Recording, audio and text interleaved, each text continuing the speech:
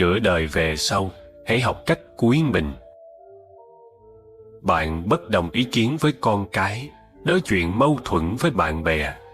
Những điều này cũng không sao cả. Bạn có thể làm công việc nhà nào đó như lau nhà, giặt giũ.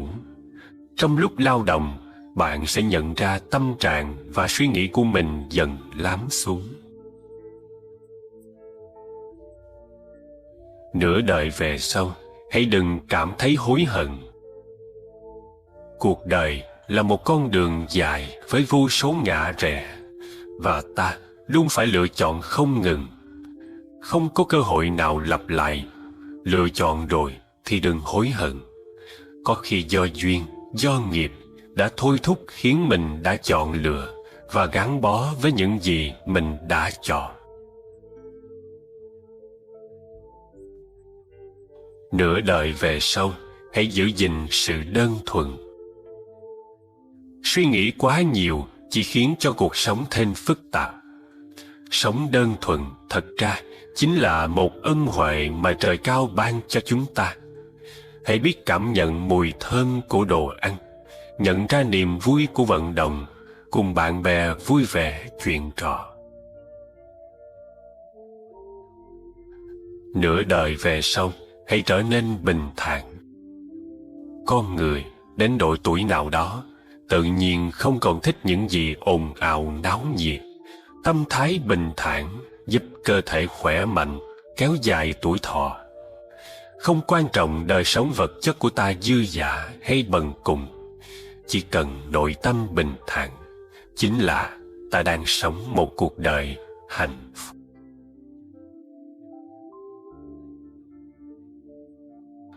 Nửa đời về sau, đôi lúc hãy ngờ nghệch một chút. Có những chuyện cần hờ hững thì hờ hững. Điều gì không làm rõ được thì không cần làm rõ. Người nào cần lướt qua thì cứ lướt qua. Nếu chỉ biết nhớ không biết quên, chỉ biết tính toán mà không biết cho qua, chỉ biết khôn khéo mà lại không biết vụng về, thì cuộc sống của chúng ta sẽ luôn nặng nề, phiền não.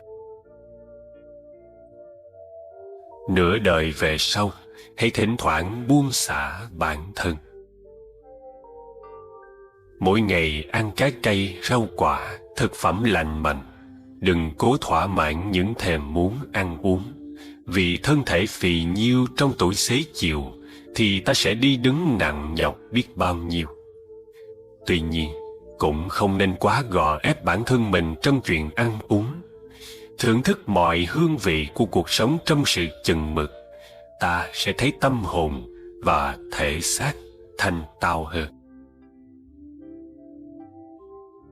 Nửa đời về sau, hãy thường xuyên chúc phúc cho người khác.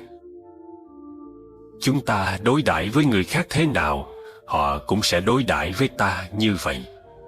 Cho nên, hãy thường xuyên chúc phúc cho bạn bè, con cháu của mình, thậm chí với cả người xa lạ, ta cũng đừng tiếc một lời chúc phúc.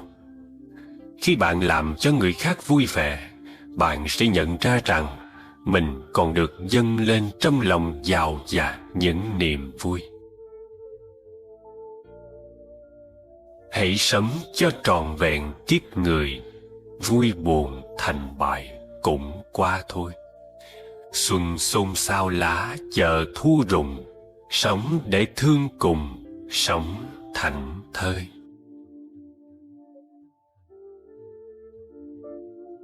Lùi hùi nơi cõi ta bà, giật mình ngó sực đã già không hay. Nhát trông đã quá một ngày, năm qua tháng lại hết ngay một đời.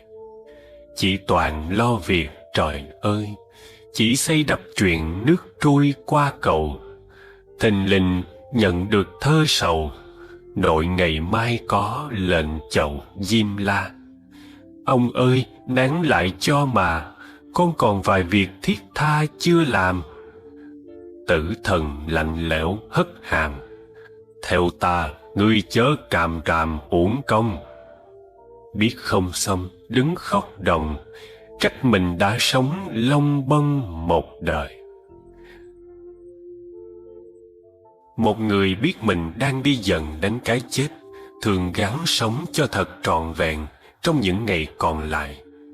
Họ sống thật chậm để nhìn cuộc đời, để nhìn người thân lần sau cuối. Tất cả xung quanh họ đều thật đẹp, thật quý biết bao. Họ trân trọng từng phút giây đi qua và từng phút giây đang đến. Đối với họ, mỗi giây được sử dụng một cách cẩn trọng. Không bao giờ họ đánh mất một giây phút nào cho việc làm vô ích. Còn ta thì mặc nhiên vung vãi một cách hoang phí từng thời gian đang có mặt. Ta đã sống hết mình với chính thời điểm hiện tại hay chưa? Từng bước chân ta đi đã đi hối hả. Ta quên nhìn vẻ đẹp của hàng cây dương bên đường. Ta đi như ma đuổi. Ta sống cạnh người thương, nhưng chưa thật sự một lần có mặt trọn vẹn. Ta mãi lo toan những tính toán của cuộc đời. Chợt nhìn lại thì hỡi ôi, người đã đi xa. Ta đã biết tha thứ, bỏ qua lỗi lầm, hay vẫn còn đắm mình trong dằn vặt khổ đau? Ta ơi, hãy trở về sống cho trọn vẹn ngày hôm nay, để mai này nếu có ra đi, ta vẫn không bao giờ hối tiếc. Trong giờ phút hôm nay, ta hãy sống tha thứ, sống bao dung, dùng tất cả tấm lòng để đối đãi lẫn nhau. Chung quanh ta có biết bao nhiêu điều màu nhiệm. Cành cây, bông hoa dại ven đường cũng thật đẹp biết bao nhiêu. Hãy bước đi cho thật vững vàng trong từng bước chân. Hãy yêu hết lòng trong từng phút giây đang có. Hãy dành tặng sự có mặt cho người thương một nụ cười hoan hỷ, để biết rằng ta còn hạnh phúc biết bao, vẫn còn hiện diện ngay ở đây và nơi này. Dù mai có ra sao, dù ta có tồn tại hay ra đi, thì giờ phút này vẫn là giờ phút quan trọng nhất trong ta. Và chúng ta cũng nên thi thoảng suy nghiệm về cái chết. Tốt nhất là suy nghiệm về nó hàng ngày, vì làm vậy có nhiều cái lợi. Cần nói rõ ngay rằng, suy nghiệm về cái chết không có nghĩa là chúng ta phải trở nên buồn rầu, sợ hãi, bệnh hoạn hoặc ngã lòng, chỉ muốn tự tử. Không, trái lại, khi nghiệm một cách hiểu biết về cái chết, chúng ta càng có thể sống một cách hiểu biết và từ bi hơn. Ví dụ, mỗi khi bực mình khó chịu, tôi thường suy nghiệm thế này: đời sống rất ngắn, ai cũng sẽ chết. Vậy gây gổ cãi nhau với người khác thì được ích lợi gì? Nổi cơn nóng giận thì được ích lợi gì? Hoàn toàn không được gì cả. Tốt hơn là mình nên giữ lòng bình an. Cãi nhau hay nổi nóng không giải quyết được vấn đề, mà chỉ tạo thêm hận thù, phiền toái. Nghĩ như vậy giúp tôi nguôi ngoai, tự kiểm soát lấy mình, không để bị cuốn theo những cảm giác tiêu cực. Nhờ thế mà cư xử nhẹ nhàng, khéo léo hơn với những người khác. Đương nhiên, điều này không phải luôn luôn dễ làm.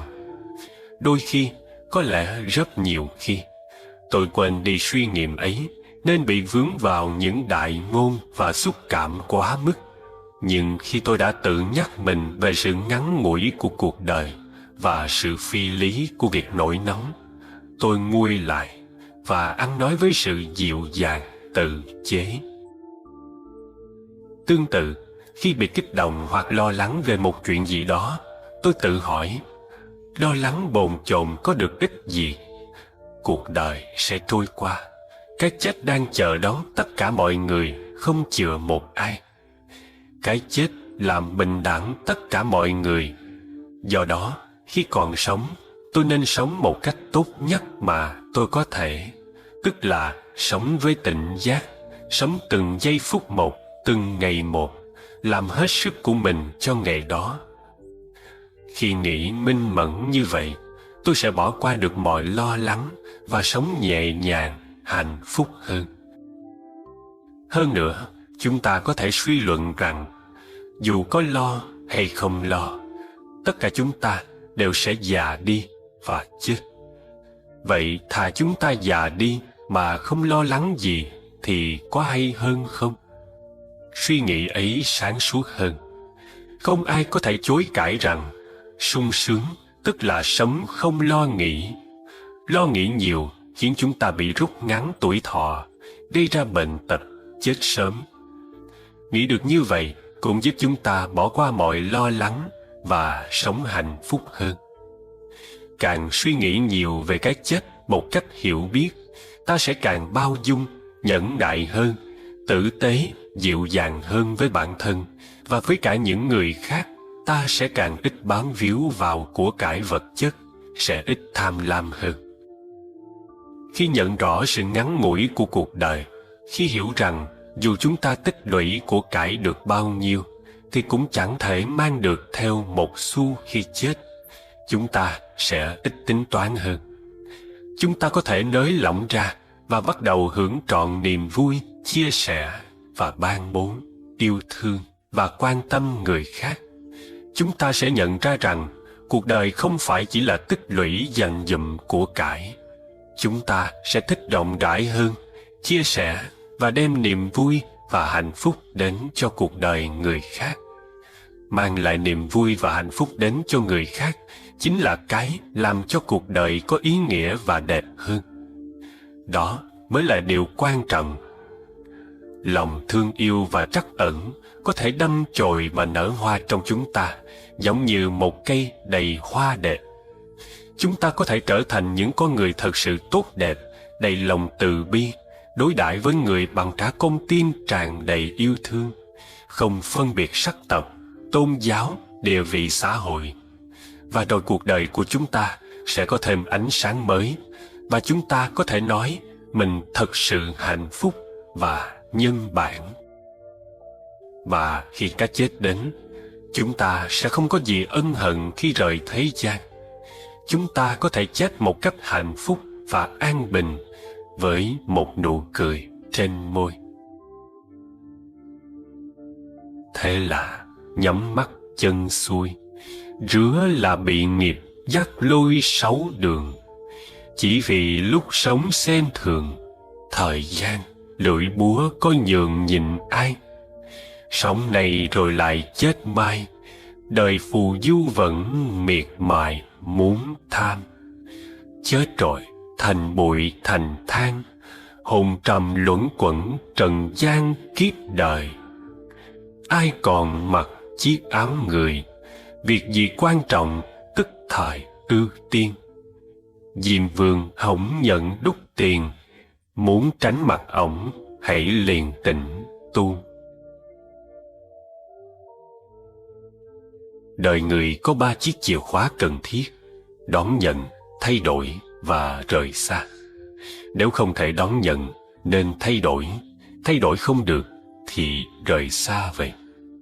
Người lạc quan thường dùng nụ cười để khỏa lấp những điều bất như ý. Kẻ bi quan chỉ biết trách hờn mà quên mất niềm vui sự sống.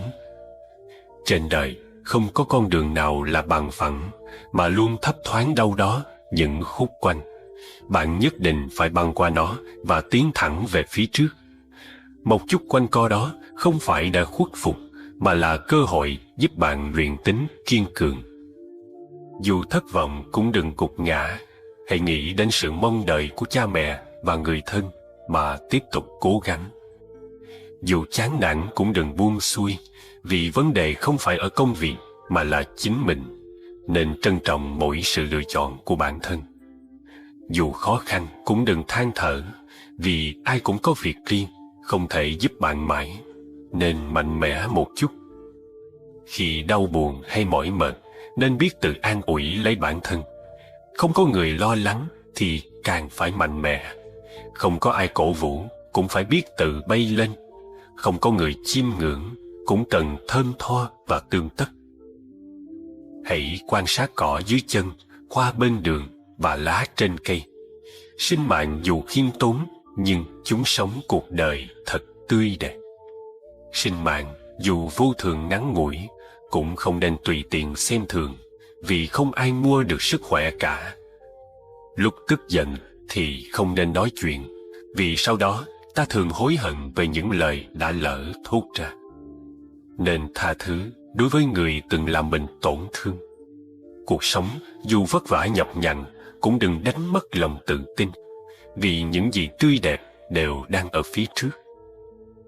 Phẩm chất dù cao quý hay hư hỏng tột cùng cũng nhớ đối xử hiếu thuận với mẹ cha, vì mai kia chắc chắn bạn cũng sẽ trở nên già yếu. Đừng quên người giúp đỡ mình, đừng hận người đã từng yêu, và đừng bao giờ lừa dối người trao lòng tin cho bạn. Thật ra trong cuộc sống không có khó khăn nào là không thể vượt qua. Trong cuộc đời không có con người nào là không thể rời bỏ. Nếu không được trân trọng, không còn ý nghĩa nữa, thì phải biết dứt khoát quay lưng. Bạn có thể rơi lệ, có thể đau lòng, nhưng tuyệt đối đừng tuyệt vọng. Bởi giọt nước mắt hôm nay sẽ là sự trưởng thành ngày mai. Mỗi vết sẹo sẽ trở thành sức mạnh để bạn kiên trì hơn trên con đường phía trước. Cuộc sống vốn không hề tồi tệ, đúng sai đều là kinh nghiệm, tốt xấu đều là phong cảnh. Nếu tâm an ổn thì hạnh phúc sẽ luôn có mặt. Dù sao thì cuộc sống vẫn cứ trôi đi, mãi lo lắng xa xôi cho chuyện thiên trường địa cửu, chi bằng giữ lấy sự bình an cho tâm hồn. Cũng nên cố gắng tập sống thật mạnh mẽ, vì không ai có thể thay thế ta sống trọn cuộc đời này. Nhẫn nại một chút, kiên trì một chút, dù chưa nhìn thấy hy vọng cũng nên tin tưởng chính mình. Đôi khi cũng cần can đảm mang gánh nặng vượt quá sức thông thường một chút. Sau khi cố gắng, bạn sẽ phát hiện ra khả năng của mình cũng kỳ diệu lắm, hơn tưởng tượng rất nhiều. Hành trình đời người không chỉ có thuận lợi và bằng phẳng, cho nên hãy biết học cách chấp thuận và mỉm cười. Hãy lau khô giọt nước mắt, hóa giải nỗi nhọc nhằn, rồi tiếp tục đi con đường mình chọn, làm công việc cần làm. Mọi thứ dần dần sẽ trở nên tốt đẹp. Trên đời này vốn không có quá nhiều nếu như. Bạn là tác giả của đời mình, không cần phải viết một kịch bản quá bi ai hay bất hạnh. Đừng đứng ở một góc xa xôi chờ đợi rồi lo lắng, sợ hãi. Cuộc sống vốn không hề phức tạp, hãy thực tập sống đơn giản nhất có thể. Đời mỗi người chẳng qua cũng chỉ là một hành trình. Vinh hoa phú quý như hạt sương trên hoa cỏ buổi sớm mai. Lúc sanh ra không mang gì đến, thì khi chết đi cũng không đem được gì theo. Được, mất cũng chẳng là gì, cứ thuận theo tự nhiên, ắt sẽ bình an. Có một số việc buông xuống được sẽ cảm thấy nhẹ nhàng. Có một số người chợt nhớ đến cũng làm ta hạnh phúc. Một vài niềm đau, nghĩ thông suốt sẽ giúp mình thêm mạnh mẽ. Quá bận tâm vào một vấn đề sẽ khiến mình lẫn quẩn không thôi. Thật ra, sự việc dù đơn giản đến đâu, nếu nghĩ quá nhiều cũng trở nên phức tạp. Chỉ cần giữ một tâm thái điềm tĩnh, một tấm lòng rộng mở, thì việc gì đến cũng sẽ đơn giản và nhẹ nhàng qua đi, để lại những tháng ngày bình yên cho cuộc sống. Ta đến nơi đây ắt vạn lần, mộng gì rồi cũng hóa hư vân. Nằm mơ quán trọ thành quê cũ, nên trót vương mang lắm nợ nần. Mới đó màu hoa đã úa rồi, tiếng cười tao ngộ chợt xa xôi. Hân hoan phiền muộn vời theo gió, quyện áng mây thu dạt cuối trời. Mới đó người đi giấc mộng tàn, vui thường hoài gõ nhiệt nhân gian. Bôn ba tất bật rồi sương khói, vạn sự vùi quên dưới mộ vàng. Mới đó nhìn gương tóc đã phai, thôi chừ buông xuống nhẹ hai vai. Ta về kéo chậm hoàng hôn xuống, lỡ chuyến đò ngang khóc hận hoài. Con người đến độ tuổi nào đó tự nhiên không còn thích những gì ồn ào náo nhiệt. Tâm thái bình thản giúp cơ thể khỏe mạnh, kéo dài tuổi thọ. Không quan trọng đời sống vật chất của ta dư dả hay bần cùng, chỉ cần nội tâm bình thản, chính là ta đang sống một cuộc đời hạnh phúc. Có những chuyện cần hờ hững thì hờ hững. Điều gì không làm rõ được thì không cần làm rõ. Người nào cần lướt qua thì cứ lướt qua. Nếu chỉ biết nhớ không biết quên, chỉ biết tính toán mà không biết cho qua, chỉ biết khôn khéo mà lại không biết vụng về, thì cuộc sống của chúng ta sẽ luôn nặng nề, phiền não. Suy nghĩ quá nhiều chỉ khiến cho cuộc sống thêm phức tạp. Sống đơn thuần thật ra chính là một ân huệ mà trời cao ban cho chúng ta. Chỉ cần suy nghĩ tích cực, mọi chuyện sẽ tốt đẹp thôi. Cuộc sống sẽ ít buồn phiền, vì lúc nào bạn cũng cố biến mọi thứ bạn gặp phải trong cuộc sống thành niềm vui riêng cho bản thân. Người biết sống thường để mọi thứ tùy duyên. Cái gì của mình thì nó sẽ thuộc về mình, còn cái gì không phải thì nó mãi mãi sẽ không bao giờ thuộc về mình. Vì vậy, nếu muốn nắm bắt gì đó thì hãy để tùy duyên. Bạn có thể cố gắng theo đuổi những điều mình muốn, nhưng có lúc bạn phải biết buông bỏ nếu mọi chuyện đã quá giới hạn và không còn khả năng cố gắng. Cứ nắm giữ chỉ làm bạn đau khổ rồi vấn vương. Muộn phiền sẽ là điều không thể né tránh. Tâm sẽ nhẹ nhàng nếu bạn để mọi thứ tùy duyên. Đó là cách để bạn có thể dễ dàng chấp nhận cuộc sống hơn. Càng xem nhẹ mọi điều mọi việc, tâm ta càng thanh tịnh, càng ngập tràn hạnh phúc. Danh lợi, vật chất đều chỉ là phù du, chẳng thể mang theo khi lìa xa cõi đời. Mọi buồn tủi giận hờn sớm muộn rồi cũng qua đi, chỉ còn ta với ta. Vậy sao không xem nhẹ mọi thứ, học cách buông bỏ để mọi phiền não bị thổi bay nhanh chóng. Khổ nạn của con người thường bắt nguồn từ tham, sân, si. Vì vậy, để sống hạnh phúc, bạn nên buông bỏ bớt ham muốn của bản thân và chấp nhận sự bất toàn là một phần tất yếu của con người. Buông bỏ chính là biểu hiện của người có trí tuệ. Biết buông bỏ thì mới có thể hạnh phúc. Lùi một bước thì trời cao biển rộng. Khoan dung người khác cũng là cách đối xử tốt với bản thân. Vì tha thứ cho người thì nụ cười sẽ ở lại với mình. Con người dù tốt đẹp thế nào cũng không thể thập toàn thập mỹ. Tình cảm dù toàn vẹn đến đâu cũng không thể không có tì vết. Nếu mở lòng bao dung đón nhận, sẽ cảm thấy thế giới này thật ra không đến nỗi tệ như bạn nghĩ. Thấu hiểu giúp ta bước khỏi vùng u tối, đến với một quang cảnh mới, giống như đi qua cây cầu sẽ đến với con đường lớn. Những phiền não u ám cũng tự hóa thành bướm bay đi.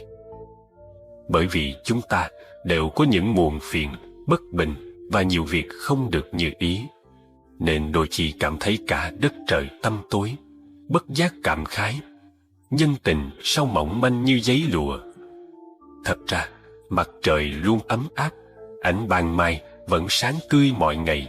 Chỉ là có lúc chúng ta đứng trong bóng râm mà thôi. Bao dung người khác hoàn toàn không phải là yếu đuối, mà là thể hiện tấm lòng độ lượng, là một lựa chọn thông minh. Trong hành trình kỳ diệu của cuộc sống, có thể gặp nhau đã là một nhân duyên. Chúng ta nên trân trọng, đừng để sự giận dữ cuốn trôi bao ân tình tốt đẹp, để lại những hối tiếc muộn màng. Một trong nhiều nỗi khổ tâm của con người khi sống giữa đời này là đòi hỏi sự tuyệt đối ở nơi hành xử của người khác dành cho ta. Khi ta biết chấp nhận sự tương đối từ những người khác, thì những hạnh phúc sẽ có mặt trong tầm tay và tận hưởng ngay phút giây hiện tại. Khi ta biết chấp nhận sự tương đối, lòng ta sẽ thêm độ lượng, tin yêu con người và cuộc đời, bớt bất mãn và thất vọng. Hạnh phúc, thuận duyên hay khổ đau bế tắc đều phụ thuộc vào thái độ tâm của chúng ta khi đối diện với cuộc đời vốn nhiều chập trùng mưa nắng. Sống đơn giản thì vui vẻ, nhưng đời này người vui vẻ cực ít. Phức tạp quá chỉ khổ tâm, vậy mà người đau khổ lại đầy rẫy. Rất nhiều phiền phức là bởi mình nghĩ trước tính sau, không chịu quyết đoán. Vậy nên những thứ cần cầm lên thì đừng do dự nữa. Những thứ cần buông xuống thì cũng hãy thẳng tay. Vì phải kết thúc điều cần kết thúc mới khởi đầu được cái nên khởi đầu. Hạnh phúc đến từ cảm giác, vui vẻ là từ tâm thái, nhẹ nhàng là do lựa chọn. Sự việc dù đơn giản, nhưng suy nghĩ quá sâu, tính toán quá nhiều sẽ trở thành phức tạp, rồi vướng víu tay chân. Ngược lại, sự việc dù phức tạp thế nào, nếu biết xem nhẹ, bớt để tâm, cũng thành ra đơn giản, giải quyết dễ dàng.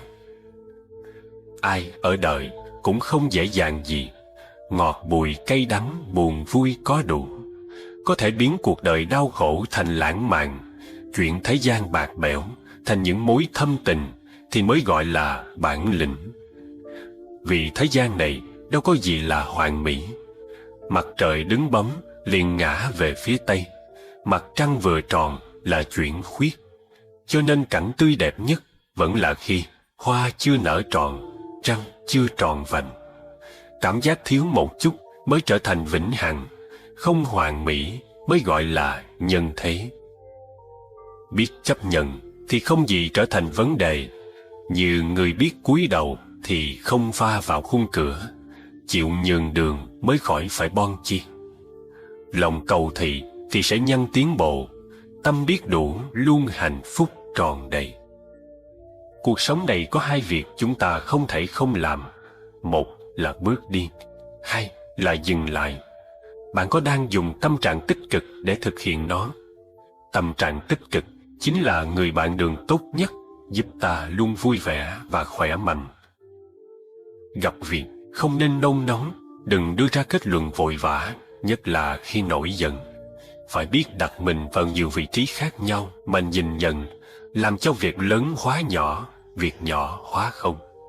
Gặp chuyện phức tạp, càng nên giải quyết nhẹ nhàng, nhất quyết đừng làm những điều giản đơn trở nên rối rắm. Cần có ý thức biết đủ. Hầu hết những phiền muộn của người đời đều bắt nguồn từ việc so sánh một cách vô ích. Thế gian có người không bằng bạn, tất nhiên cũng có kẻ bạn chẳng thể bì. Khi bạn than phiền không có giày đẹp, thì hãy nhớ đến người không có cả chân để đi. Nếu đối thủ khiến bạn tức giận, chứng tỏ bạn vẫn chưa thể vượt qua họ. Quay đầu lại xem người chửi mắng mình là ai, vốn là việc không cần thiết. Giống như khi bị chó điên cắn, lẽ nào bạn phải cắn lại nó mới hả giận?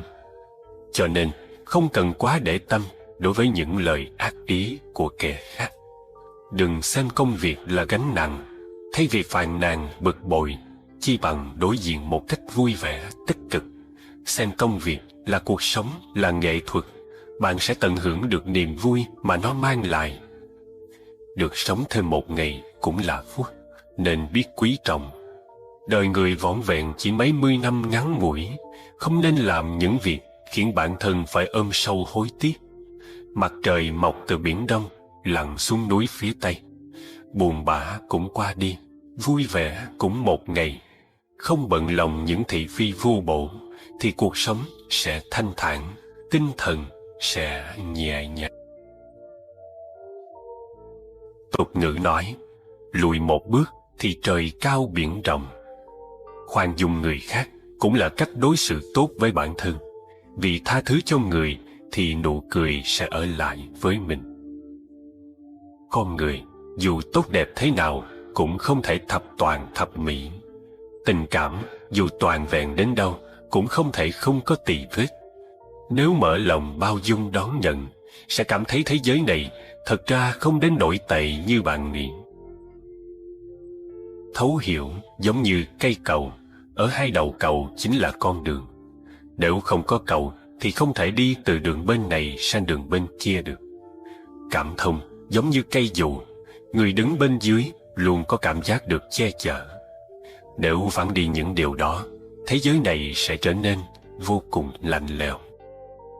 Thấu hiểu giúp ta bước khỏi vùng u tối, đến với một quang cảnh mới, giống như đi qua cây cầu sẽ đến với con đường lớn. Những phiền não u ám cũng tự hóa thành bướm bay đi. Trong hành trình kỳ diệu của cuộc sống, có thể gặp nhau đã là một nhân duyên. Chúng ta nên trân trọng, đừng để sự giận dữ cuốn trôi bao ân tình tốt đẹp, để lại những hối tiếc muộn màng. Bởi vì chúng ta đều có những muộn phiền, bất bình và nhiều việc không được như ý, nên đôi khi cảm thấy cả đất trời tăm tối, bất giác cảm khái, nhân tình sao mỏng manh như giấy lụa. Thật ra, mặt trời luôn ấm áp, ánh ban mai vẫn sáng tươi mọi ngày, chỉ là có lúc chúng ta đứng trong bóng râm mà thôi. Bao dung người khác hoàn toàn không phải là yếu đuối, mà là thể hiện tấm lòng độ lượng, là một lựa chọn thông minh. Chúng ta hãy cùng xây dựng cây cầu thấu hiểu, cùng bật lên cây dù cảm thông, cùng chia sẻ những gì tươi đẹp nhất của cuộc sống, để thế giới luôn tràn ngập ánh sáng ấm áp của mặt trời. Cuộc sống ắt sẽ có những chuyện không như ý, sẽ phải gặp những kẻ không thuận lòng.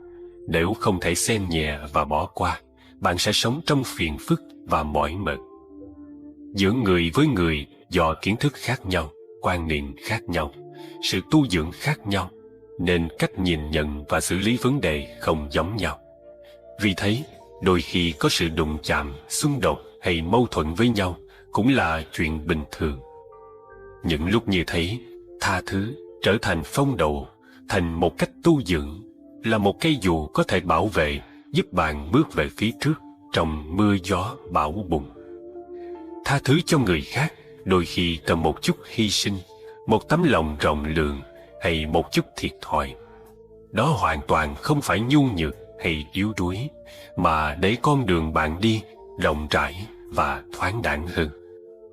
Cuộc sống cũng giống như bầu trời, không thể lúc nào cũng trong lành để bạn vui thích, mà đôi khi sẽ u ám khiến bạn phiền muộn. Cuộc sống cũng không thể tặng mãi cho bạn những điều may mắn và hạnh phúc. Có lúc nó sẽ bắt bạn nếm đủ những cay đắng ngọt bùi. Vì thế, hãy mở lòng mình ra, tập nếp sống thứ tha, bước qua những người và việc khiến bản thân phiền muộn. Cho dù có bao nhiêu tiếc nuối hay mỏi mệt, may mắn hay bất hạnh, những gì đã qua đều là quá khứ. Qua rồi thì nên buông xuống, lòng mới thanh thản được. Dù huy hoàng đến đâu, xuất sắc thế nào, gặp bao nhiêu trắc trở, bao nhiêu thất bại, nếu đã cố gắng hết sức rồi thì không có gì phải hối hận. Đời người có rất nhiều việc tự mình phải làm, rất nhiều điều chỉ bản thân mình cảm nhận. Lòng rộng thì đường thoáng, tâm hẹp thì khó thông. Làm người nên biết nghĩ đến nghĩa ân, làm việc đừng quá trọng lý mà quên tình. Một năm có 4 mùa, xuân, hạ, thu, đông, tuần tự xoay vần. Nhưng đời người thì không hề quay lại. Chỉ có thể một lần gieo hạt rồi thu hoạch hoa quả. Sao không cố gắng làm một vụ mùa tốt nhất? Đời người cũng chỉ gói gọn trong 3 ngày: hôm qua, hôm nay và ngày mai. Hôm qua như nước chảy mây bay, qua rồi không thể trở lại. Hôm nay dù đang ở đây, nhưng cũng từng bước lùi vào quá khứ. Ngày mai sẽ đến, nhưng rồi cũng sẽ qua đi. Cứ thế, vừa chớp mắt đã là 1 năm, mới quay lưng đã hết một đời. Chỉ có buông bỏ hôm qua, trân trọng hôm nay, thì ngày mai mới không đến trong hối hận, bẽ bàng. Cả đời, nếu chỉ dùng tình cảm để sống, dễ lâm vào bi kịch. Nhưng nếu quá lý trí, thì dễ trở thành lố bịch. Không có khúc khuỷu gập ghềnh, đâu gọi là chinh phục. Không có phiền não khổ đau, sao gọi là cuộc đời. Đã là cuộc sống thì không thể thiếu cay đắng ngọt bùi. Đã là cuộc đời thì sao tránh khỏi tình người ấm lạnh. Ai chẳng mong một đời thuận buồm xuôi gió, không gặp đau thương. Ai chẳng muốn quý trọng tình nghĩa, không bỏ không rời. Có một số việc nhìn rõ rồi sẽ thấy nhẹ nhàng hơn. Có một số người hiểu thấu rồi thì không bận lòng nữa. Làm người nhiều lúc không nên quá rạch ròi. có khi hết lòng hết dạ vẫn bị trách hờn. Cứ thoải mái vô tư thì không gì vướng bận. Chỉ cần trân trọng người trước mặt, làm tốt việc của mình, chân thành lương thiện, không thẹn với lòng, tất cả sẽ có sự hồi đáp xứng đáng. Làm người, tiền bạc ít một chút cũng được, nhưng đừng để ý chí nghèo hèn, đừng vì thiếu tiền mà tầm nhìn hạn hẹp. Dù không thể đạt đến vinh quang, thì cũng nên là một người hữu dụng. Làm người, ngoại hình có thể không bắt mắt, nhưng đừng để nội tâm xấu xí, nhân từ lương thiện không phụ thuộc bề ngoài, mà xuất phát từ bên trong tâm hồn. Làm người, hình thể thấp bé một chút cũng được, nhưng đừng để tấm lòng nhỏ nhiên. Thế gian chẳng ai thích những kẻ tâm địa hẹp hòi. Dù vai nhỏ lưng gầy, nhưng tấm lòng nhân hậu vẫn an ủi sưởi ấm được vô số người. Làm người, thể trạng gầy yếu một chút cũng được, nhưng đừng để tinh thần nhu nhược. Những người nhu nhược thường hay bi quan và tự ti, cho nên nhất định phải luyện lấy tinh thần dũng cảm, có chủ kiến và tự tin. Làm người, tai mắt chậm chạp một chút cũng được, nhưng không được để tâm trí mê muội.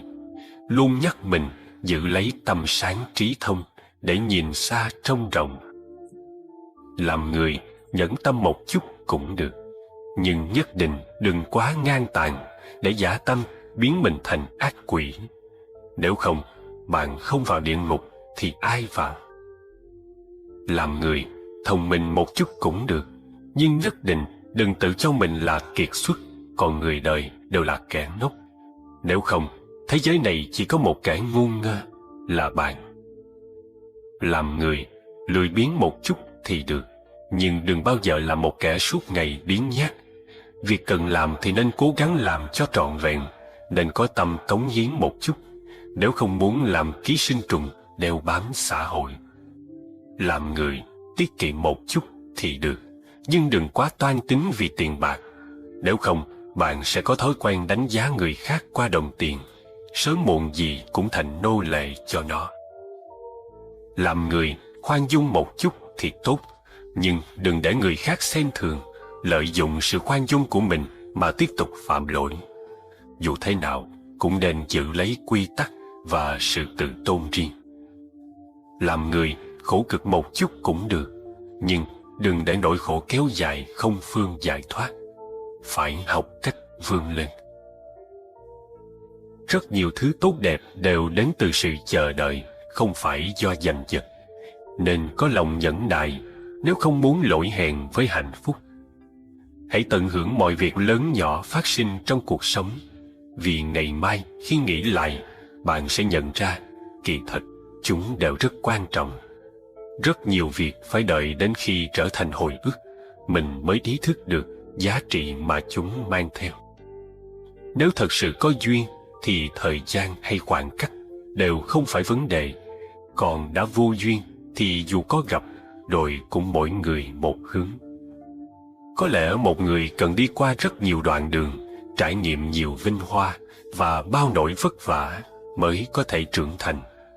Khi nhìn rõ một người mà không nói ra, bạn sẽ hiểu được ý nghĩa của sự tha thứ. Không thích ai đó mà không trở mặt, bạn sẽ cảm nhận được đỉnh cao của sự tôn trọng. Một người trưởng thành không phải vì sống lâu, đi khắp nơi và kinh qua nhiều chuyện, mà bởi họ biết lúc nào cần buông xuống hoặc khoan dung để hạn chế sự đấu tranh giành giật.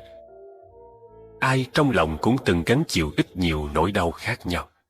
Không phải vì đã qua nên không còn cảm giác, mà bởi họ biết có nói ra cũng không giải quyết được gì, chỉ làm bản thân yếu đuối hơn mà thôi. Có những vết thương không phải không quan tâm, mà ta hiểu chỉ có thể lặng im đối diện, tự nó sẽ bình phục. Trưởng thành là có thể giữ trọn nụ cười trong quá trình chuyển hóa, khổ đau trở thành hạnh phúc. Bất luận cuộc sống hiện tại có bao nhiêu điều tồi tệ, cũng cần dũng cảm đối mặt. Đừng nghĩ chuyện lẩn tránh, càng không nên nguyền rủa oán than. Sinh mạng mỗi người chỉ có một, dù ngắn hay dài, cuộc sống, mỗi ngày mỗi tiếp nối, dù buồn hay vui. Đường đời mỗi chặng một cách bước, dù lùi hay tiến. Con người không ai là hoàn mỹ. Công việc không có gì là vẹn toàn. Gặp người nhỏ nhen đừng nên tính toán, bởi tính toán chỉ chuốc thêm phiền phức. Gặp chuyện phức tạp đừng quá để tâm, bởi để tâm chỉ khiến bản thân thêm mỏi mệt. Thế giới rộng lớn, lòng người hỗn tạp, sao có thể không gặp kẻ nhỏ nhen? Bụi trần thăm thẳm, sự thế phù du, sao có thể không gặp điều phiền muộn? Nghĩ vừa phải, nhìn thoáng ra, bị ban ức hãy cứ lặng im, hóa giải rồi thì mỉm cười nhẹ nhõm. Không có mặt trời thì nghe gió thổi, ngắm mưa rơi. Không có hoa tươi thì hít thở hương thơm đồng nồi. Không có tiếng vỗ tay thì thưởng thức sự yên tĩnh một mình. Thời gian xoay chuyển, năm tháng đổi dời, không oán trách, không than thở, không đau buồn, không toan tính. Giữ lòng thanh thản, nhẹ bước trên con đường tươi đẹp. Trân trọng những tình cảm chân thành, giữ gìn lấy tâm trạng tích cực. Lúc cần kiềm chế thì hít một hơi thật sâu để thay đổi không khí. Đối diện với khó khăn nên bình tĩnh suy nghĩ rồi thay đổi góc nhìn. Gặp thất bại cần cố gắng làm lại để khôi phục sự tự tin. Học đối diện với chính mình, cởi mở với cuộc đời. Tập thứ tha những lỗi lầm để mỗi ngày qua đi trong yên ả. Dùng thái độ khiêm nhường để làm việc, lấy tấm lòng chân thành để làm người. Không ai có thể cho bạn sự bình yên ngoài chính bạn. Hãy nhớ, học cách thả lỏng tinh thần, tránh xa những cuộc đối thoại tiêu cực và người tiêu cực. Đừng ôm ấp hận thù và sự giận dữ, học cách quên lãng và biết tha thứ. Đừng ganh tị với người khác, hãy chấp nhận những gì không thể thay đổi. Hãy học kiên nhẫn hơn và tha thứ bao dung hơn với con người và sự việc. Đừng nhìn sự vật, sự việc dưới quan điểm cá nhân, phiến diện từ một phía. Đừng chìm đắm vào quá khứ mà bỏ quên hiện tại và làm ảnh hưởng đến tương lai. Trong một ngày, hãy dành ít nhất 10 phút để nhìn lại ngày qua và thư giãn tinh thần giữa dòng sống hối hả. Cách thả lỏng, thư giãn hay nhất là đi thiền hành mỗi ngày. Khi tâm được thanh thản, thân sẽ nhanh chóng phục hồi năng lượng, thư thái, bình an. Khi có những ý nghĩ và nỗi buồn, hãy xua chúng ra khỏi đầu và nhớ rằng có những hoàn cảnh bạn không có đủ sức để thay đổi. Vậy cách tốt nhất là bình tĩnh suy xét mọi việc. Hãy quen với việc cảm thấy mình hạnh phúc và biến điều đó thành một trong những bài tập thực hành chủ yếu của bạn. Hãy thường xuyên cười với bản thân và những người khác và hãy để cho mọi người hiểu rằng bạn là người hạnh phúc. Cố gắng làm những người xung quanh hạnh phúc. Khi bạn thấy một người nào đó gặp nạn, hãy đề nghị được giúp đỡ họ, dù việc bạn làm có thể là rất nhỏ. Niềm vui của người được bạn giúp đỡ chắc chắn sẽ khiến bạn cảm thấy vui hơn. Đừng quên những người đã làm cho cuộc đời bạn sáng sủa hơn, bớt khổ hơn. Hãy chủ động dành nhiều thời gian cho những người đó. Cố gắng bớt chỉ trích hành động của người khác sẽ giúp bạn tránh được nhiều cảm giác tiêu cực. Càng xem nhẹ mọi điều, mọi việc, tâm ta càng thanh tịnh, càng ngập tràn hạnh phúc. Danh lợi, vật chất đều chỉ là phù du, chẳng thể mang theo khi lìa xa cõi đời. Mọi buồn tủi giận hờn sớm muộn rồi cũng qua đi, chỉ còn ta với ta. Vậy sao không xem nhẹ mọi thứ, học cách buông bỏ để mọi phiền não bị thổi bay nhanh chóng. Khi gặp bế tắc trong cuộc sống, bạn có nói nhiều, than vãn nhiều cũng chẳng thể khiến sự việc tốt hơn. Thay vào đó, đôi khi nên im lặng, nói ít đi, lắng nghe nhiều hơn, để tự mình điều chỉnh tâm thái của mình. Cũng có khi, người nói nhiều quá sẽ đánh mất vẻ đẹp của sự yên lặng. Thiền chính là cách để bản thân thanh thản và tĩnh lặng nhất. Thiền gắn liền với sự tĩnh tâm. Do đó, không nhất thiết phải ngồi khoanh chân mới gọi là thiền. Tĩnh tâm là không suy nghĩ gì, chỉ đơn giản vậy thôi. Nếu bạn có thể vui vẻ mà sống trọn mỗi ngày, khiến cho sinh mệnh của bạn tự nhiên khỏe mạnh, giống như cây cỏ ngoài đồng, hoặc tỏa hương, nở rộ giống như những đóa hoa, thế thì toàn bộ giới tự nhiên sẽ chúc mừng bạn. Đúng là như vậy, bởi vì vui vẻ có thể khiến con người ta trở nên duyên dáng xinh đẹp, còn thù hận, oán trách, đau khổ lại chỉ có thể khiến con người ta trở nên xấu xí hơn mà thôi. Tướng do tâm sinh, nụ cười chính là một mặt gương sáng của tâm hồn, chiếu rọi hết thảy hạt giống được gieo trồng trong tâm. Nếu trong tâm bạn có hạt giống vui vẻ, thế thì quả được trổ ra nhất định là nụ cười. Nếu trong tâm bạn có hạt giống đau khổ, thế thì quả được trổ ra nhất định là nỗi đau thương. Nếu trong tâm bạn có hạt giống trách móc, thế thì quả được trổ ra nhất định là nỗi oán hận. Nếu trong tâm bạn chứa đầy hạt giống tình thương, thế thì quả được trổ ra nhất định là lòng khoan dung. Nếu trong tâm bạn có tà ác, thế thì quả được trổ ra nhất định là sự sa ngã trụy lạc. Chúng ta không thể thay đổi được thời tiết, nhưng có thể thay đổi được tâm trạng của mình. Bạn không cần phải cảm thấy phiền não bởi trời lúc nào cũng mưa. Bởi vì trời mưa, chúng ta có thể không cần phải đi tránh nắng.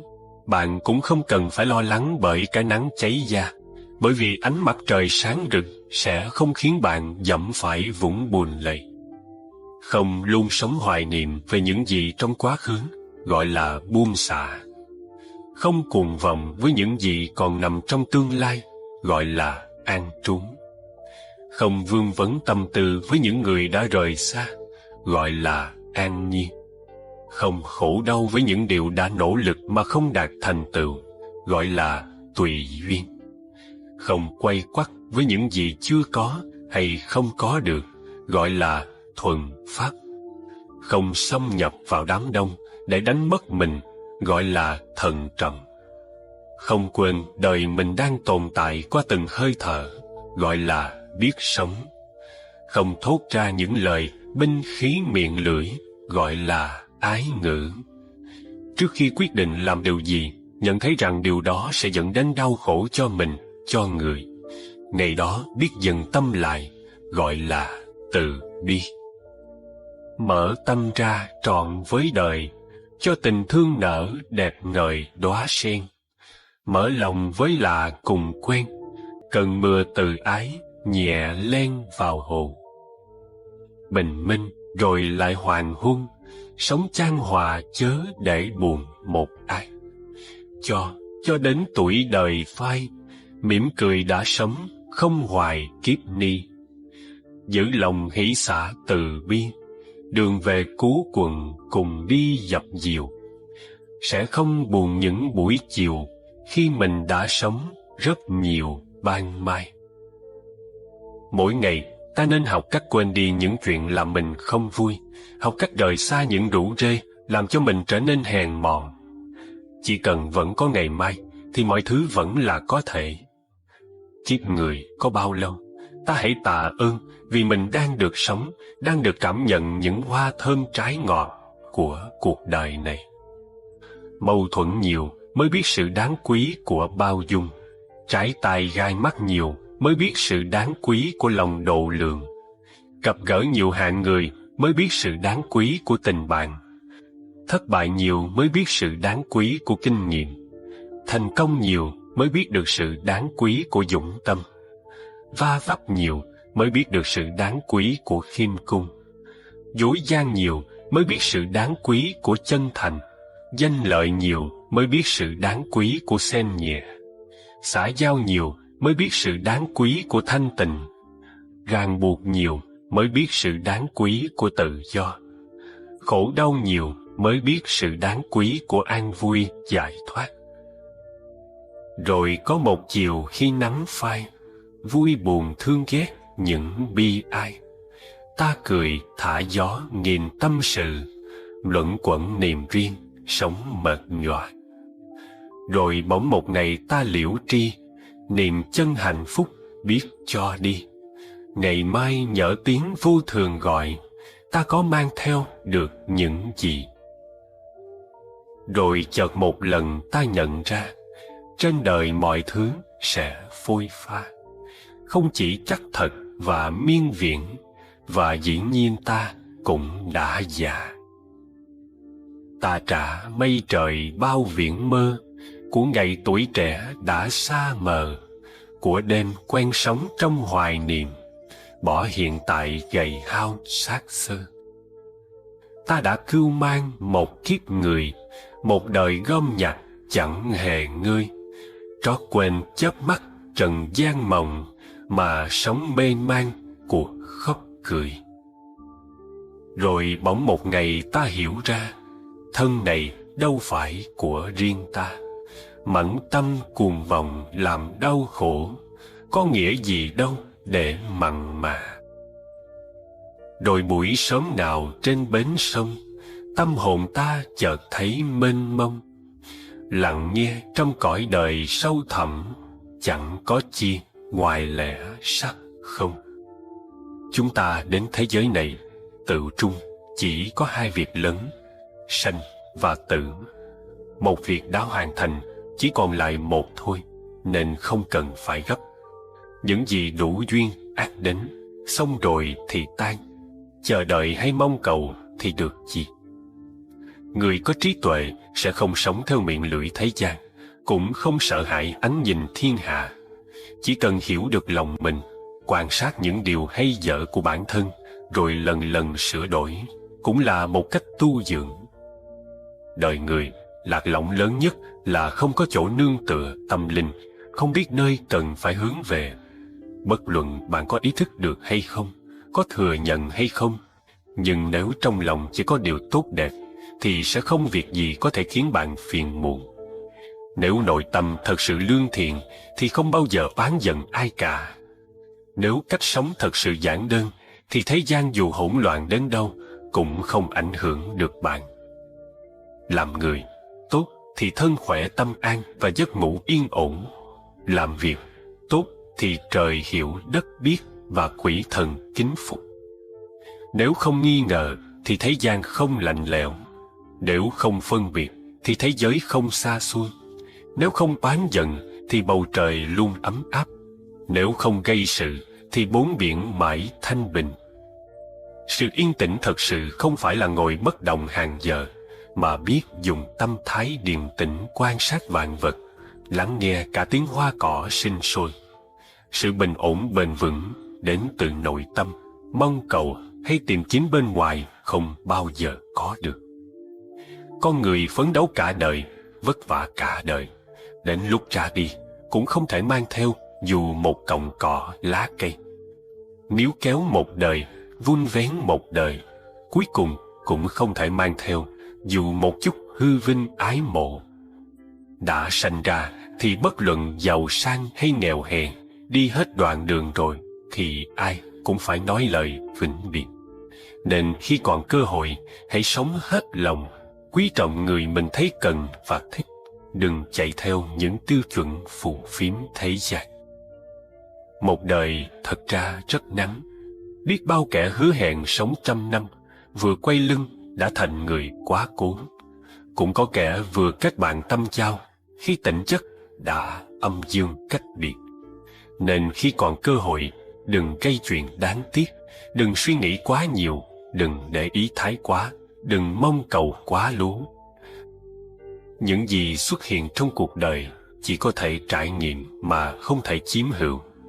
Vì chúng ta chỉ là những lữ khách qua đường, sẽ có ngày phải nói lời vĩnh biệt.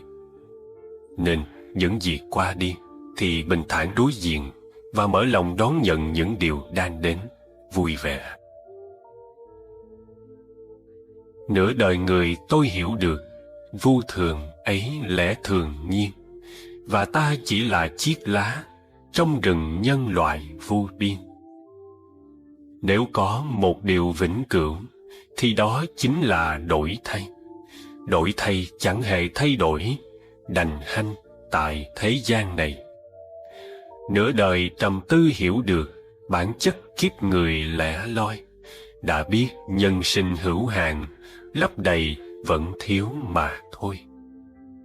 Con sống phủ thềm năm tháng, xóa nhòa cuốn nỗi niềm trôi. Chỉ cần nhận ra trầm tĩnh, đớn đau nào cũng phai phôi.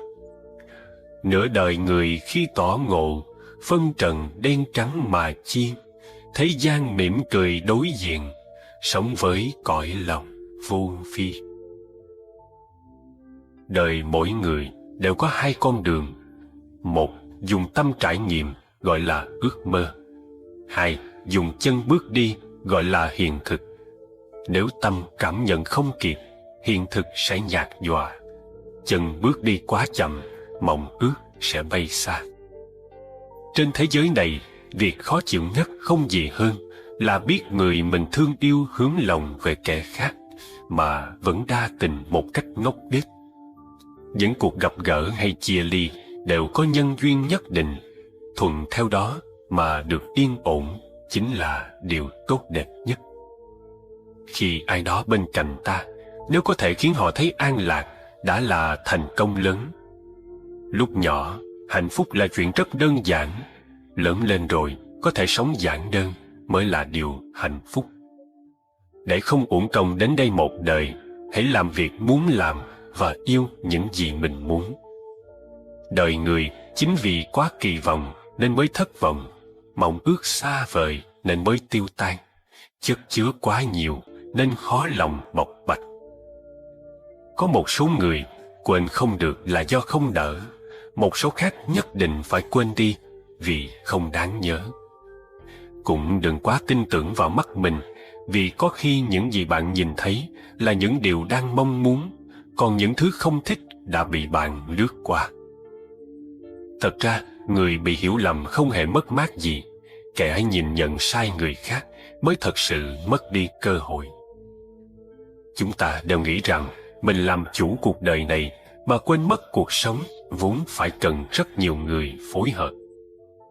Cũng đừng vì cái lợi trước mắt mà đánh mất tương lai lâu dài.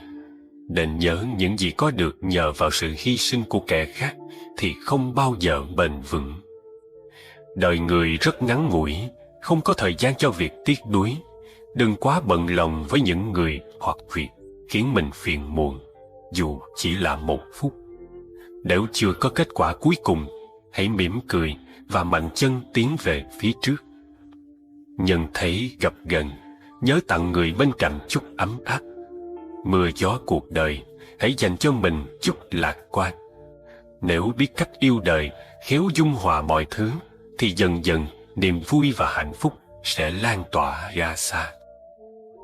Đời người không phải cuộc chạy đua, mà chính là chuyến du lịch. Cuộc đua quan trọng ở đích đến, còn chuyện rong chơi cần quan tâm đến phong cảnh bên đường. Tâm trạng tốt thì cảnh vật theo đó cũng sẽ đẹp hơn. Ít nói cho lòng được tình thanh, cho tâm hoa nở đóa sen lành. Nhiều lời lắm lỗi đa phiền não, bao nhiêu rối rắm mãi vây quanh. Ít nói quay về với tự tâm, nương theo hơi thở niệm Phật thầm. Sáu cửa cài then phòng hộ ý, tỉnh thức từng giây dứt lỗi lầm. Ít nói cho đời bớt nhiễu nhương, chỉ cần im lặng trải tình thương. Gìn thân miệng ý như gìn ngọc, hoa từ trái huệ tự thơm hương. Ít nói không là câm nín đâu, cốt là ý nghĩa chẳng nhiều câu. Một lời đem lại nhiều an lạc, hơn cả ngàn muôn rộn ý sầu. Ít nói tâm rền tiếng Phật âm, lắng nghe an tình thoát mê lầm. Con nguyện vuông tròn câu chánh ngữ, thắp đèn tuệ giác rạng trong tâm.